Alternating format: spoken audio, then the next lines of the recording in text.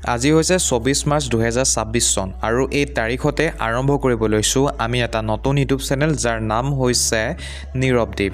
এই চেনেলত আমি আপলোড কৰিম শিক্ষা সম্বন্ধীয় ভিডিঅ'। নমস্কাৰ, মোৰ নাম হৈছে অংকুৰদ্বীপ গগৈ আৰু আপোনালোকে চাই আছে নীৰৱদ্বীপ ইউটিউব চেনেলৰ প্ৰথমটো ভিডিঅ'।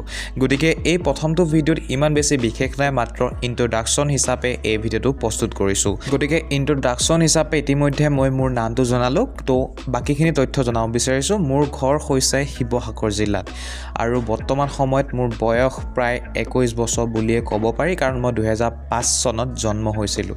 গতিকে এই 2005 চনৰ পৰা 2026 চনৰ ভিতৰত মই প্ৰায় 7 বছৰ ইউটিউবৰ সৈতে জড়িত আছিলোঁ। ইউটিউবত বিভিন্ন চেনেল মই আজিলৈকে খুলিলোঁ, বিভিন্ন চেনেলত মই কাম কৰিলোঁ।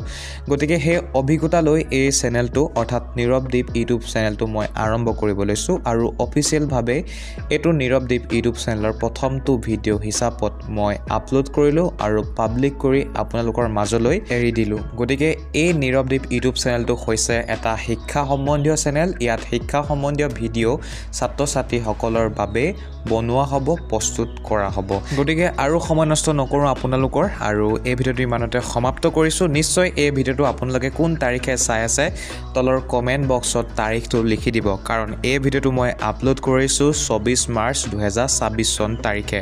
গতিকে আপুনিনো কোন তাৰিখে চাইছে এই ভিডিঅ'টো নিশ্চয় তলৰ কমেণ্ট বক্সত কমেণ্ট কৰিবলৈ নাপাহৰিব। ধন্যবাদ। জয় অসম।